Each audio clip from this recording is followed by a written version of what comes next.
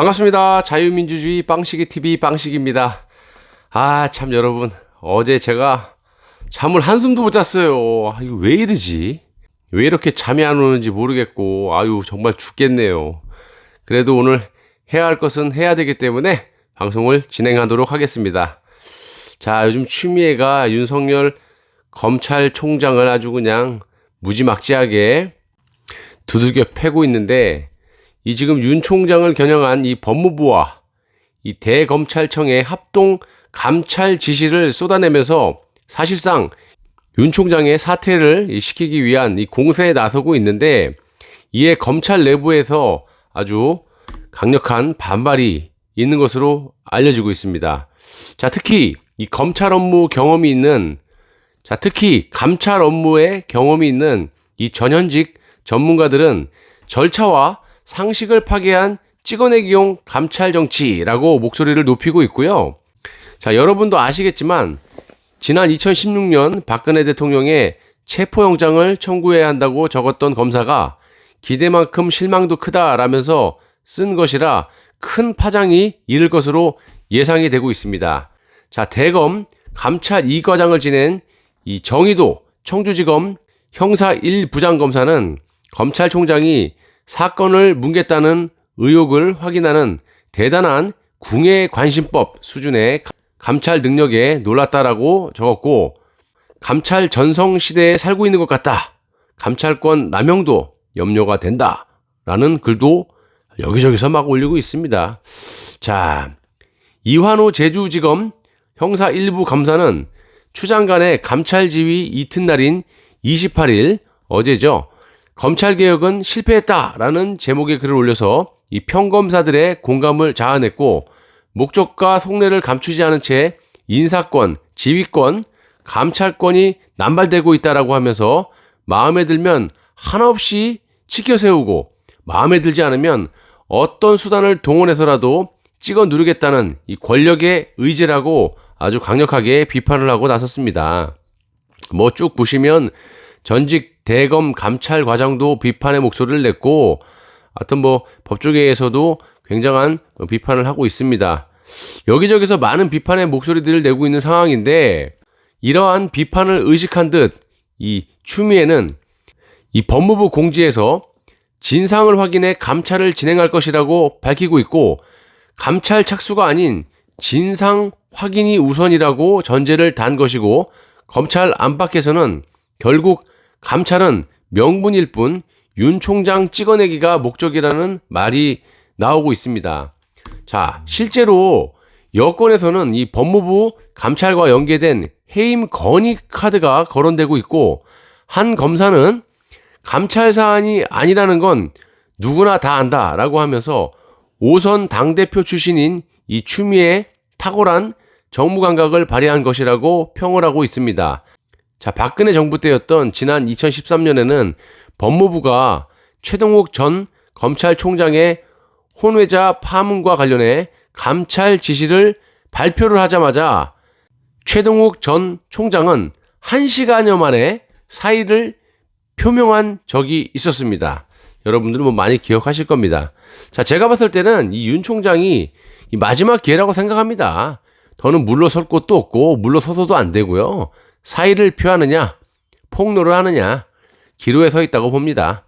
자, 어제 제가 윤 총장에 대해서 이런저런 말씀을 드린 적이 있었죠.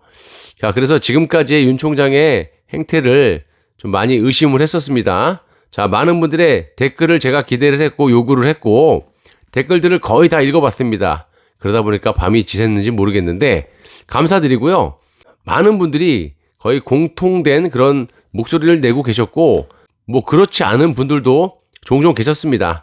당연히 여러분들의 이 생각과 그런 의견들을 존중하는 바이고, 아직까지는 저도 그렇고 여러분도 그렇고 기사를 보더라도 팩트는 없어요. 아직까지 그냥 그럴 수도 있다라고 논평을 하는 거니까, 또 개인적으로 생각을 말씀을 드리는 거기 때문에 서로 오해는 하지 말았으면 하고요.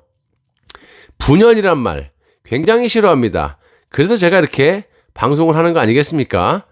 자, 제가 어제 영화 한 편을 보니까 영화에서도 나오듯이 이 검사들의 어떤 습성이라든지 그 자기들만의 그래도 관행 이런 거, 이 사건을 김치처럼 푹 묵혔다가 삭혔다가 그래서 필요할 때 적소에 꺼내서 이렇게 자기를 보호하거나 아니면 뭐 폭로를 한다든지 자기 이득을 챙기는 그런 짓을 많이 합니다.